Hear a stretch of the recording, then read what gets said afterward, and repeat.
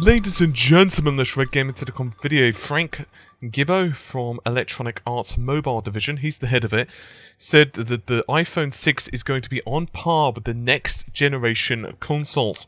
So he was speaking to GameIndustry.biz, and he said it was a good Christmas morning. He was actually referring to the iPhone's unveiling, and said that we got a lot of gifts we asked for. One key takeaway was the Retina display and the improved processor, combined with the metal graphics capabilities. We'll go into that in just a second, by the way. And the 128 gigabytes of memory. Then you get a device that's on par with the next generation consoles. That's moving perfectly into our strike zone. He adds, we got really excited about the Apple Watch. Wearables could be the future of the gaming platforms. Look at the Oculus, Google Glass, Apple Watch, Samsung's announced last week. There are unique functions and ways to interact with those devices that has opened up with the platform. So I can already hear some of you probably having heart attacks or blood pressure related diseases over these comments. And if you actually take a look at Google, if you just, well, Google iPhone 6 specs versus consoles, you're already going to start popping up tons of people who have commented on exactly this. So, there are numerous issues I have with this. Firstly, Apple have unveiled the iPhone 6, so I'm going to very quickly go into the basic specifications of the device. It's using the A8 processor, I'm sorry. It's going to be running at a rather serene for desktops or consoles 1.4 gigahertz, and it has 1 gigabyte of actual main system memory. The 128 gigabytes is, of course, the phone's actual storage space. And as for the display, well, it depends on which phone you're looking at. The 4.7-inch standard phone has a resolution of 1334 by 750, whereas the 5.5-inch iPhone 6 Plus has a full 1080p display, so 1920 by 1080. So, let's just be totally honest here. Not quite there in terms of this performance compared to even, say, the Wii U, let alone the Xbox One, the PlayStation 4, and God help them if they're going to compare it to a high-spec PC. So, what about metal? There seems to be so many different bloody coding paths out there, but in San Francisco's annual WWDC conference, Apple were unveiling a graphics technology to basically power iOS devices. This is called Metal. We've now got so many different bloody DirectXs and APIs coming out over the next couple of months. I feel really bad for developers who are targeting cross-platforms. But anyway, this one is going to launch alongside iOS 8, and it's going to work with at least A7 upwards. So in other words, iPhone 5S, iPad Air, and so on and so on. And it is already being supported by quite a few developers. Unity, Crytek, Electronic Arts, Epic Games, and so on and so on. And in fact, Tim Sweeney, who of course comes to us from Epic Games fame, took the stage at WWDC and he demonstrated Unreal Engine's 4 Zen Garden demo, which was actually created using Metal and then distributed on iOS 8. Metal is also being incorporated in the mobile version of both EA's Frostbite and also the Crytek engine from, well, Crytek, surprisingly and all. So, there's actually some comments regarding the performance of it. These come to us from the CEO of Unity, probably going to butcher his name, but David Helgeson. And he said, he told Gamer Sutra this, that they'd been testing a really complex mobile game one of our customers did that really pushing the technology. During development, it was around 10 frames per second, but with using Metal support, it went to 30 FPS without doing any other optimizations, so the performance is just incredible. So, yeah, from 10 to 30. You don't have to be a mathematical genius to know that's pretty impressive. I have to confess, though, from my personal perspective, I've got some real issues with these type of comments. Not David's, you know, from Unity, but Frank's. You know, when you say words or use terms like, you know, it's on par, it's very dangerous because you start giving consumers wrong ideas, and there's already a ridiculous hysteria over the iPhone 6. Now, don't get me wrong, I'm not an Apple fan, but I'm also not an Apple hater. I just think they make products that, you know, they've got some cool ideas here and there, but whatever. I don't like them, I don't dislike them. But there's a hell of a lot of hysteria around the devices, and this is kind of similar to what happened with the next generation consoles.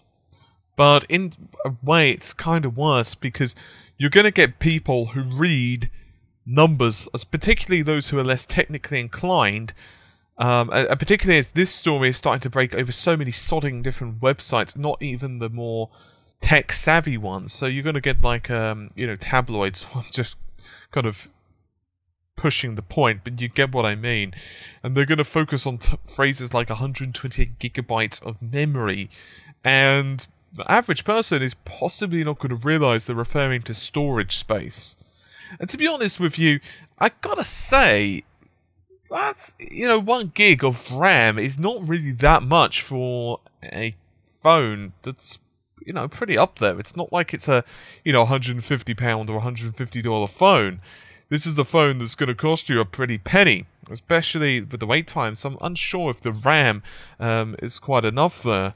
As I said, I'm not criticizing Apple's products, but I wouldn't really consider this marketing, but at the same time it's going to give people unrealistic expectations of what you can start seeing with a device, and at the moment we just don't have the technology to start really pushing it. I mean, I got some criticism when I reported that in terms of the raw G-flops, so in other words raw compute power, the Tegra is going to be more powerful, that would be the K1 from Nvidia, is going to be more powerful than, say, the Xbox 360 and the PS3, just in terms of raw GPU power. So I've got some criticism, despite the fact it was actually true, but it's, even if you start to ignore all the other stuff that makes up a game's console, and you just look at the raw compute numbers, you've got to also take into account everything else that goes along with it. Not only have you got to start accounting for, say, just for example on the GPU side of things, the number of ROPs, TMUs, you know, compute shaders now are becoming increasingly important. So, of course, you've got things such as fill rate and all the other jazz that you'd kind of expect.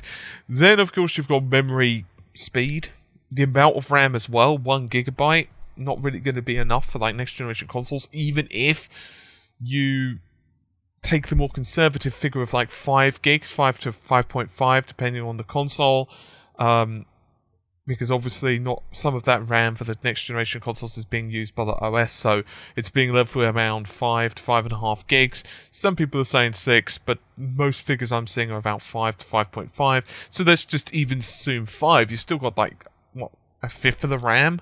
And then you've got issues such as power and heat, which of course, mobile is definitely getting better, and I'm not criticizing mobile devices, but they've got a long time before they're going to be on par with the next generation consoles. That's not to say there's not some very impressive work being done. Both Intel and pretty much any of the ARM manufacturers, AMD as well, they're all starting to try and die shrink. There has been some issues, to be totally frank, and this has also impacted Nvidia as well, with the kind of refining of the die process. It's been stuck, both AMD and Nvidia have been stuck at 28 NN for quite a long time, which isn't particularly good. That's one of the reasons that Maxwell supposedly was actually slightly delayed. Then they just eventually had to be kind of just say, you know what, we're going to release it at 28. But that's why, of course, they're going to maybe release revision B of Maxwell. Sod knows when. The theory and the rumours have it that it's going to be some point next year, early next year, but as to the date, it could be January, which I doubt, or it could be, April or May. We just simply don't know when it's going to happen, but no doubt it will. But in terms of mobile gaming, there's a hell of a lot of stuff that still we're kind of waiting for, and yeah. So I'm not. What I have to confess that Metal does sound a pretty cool API. Obviously, it does. It's a little bit like, say, Sony's GNM, or let's even go with Mantle in one respect, because it's very tailored just towards a very specific piece of hardware. So, of course, they're going to get really good performance out of it. So that's great, but I don't really think it's going to be competitive enough. Because at the end of the day, you can't make hardware perform better than it's actually really capable of. All you can do is extract the most out of it, which is really what we're doing now. And that's good in a way, because obviously, if you've got a more efficient API, for example, Mantle with DX12, the Iris Pro with DX12, remember how it was shown? And one of the key points wasn't just the fact that it was more efficient, it was about 60% better performance, but the real star for many in the mobile space was actually the fact it was requiring a lot less power to do this. And that's extremely important when we're tying in with the shrinking of the die process as well, because shrinking the die from, just for example, from 28 to 20 nm, along with the 60% reduction, or I can't actually remember what the power usage reduction was, but let's just say 50%, because I genuinely don't remember the number. That starts to become quite cumulative and starts to improve the amount of CPU cores you can add in, or you could run the cores at higher clock speeds, or maybe just simply run the same amount of cores on the same amount of clock speed, but be able to run them at that maximum speed for a lot longer, thus increasing battery life and so on and so forth. Anyway, I think that's just about all I've got to say on the subject. I just thought it was rather amusing. I'll see you soon, take care, and bye for now.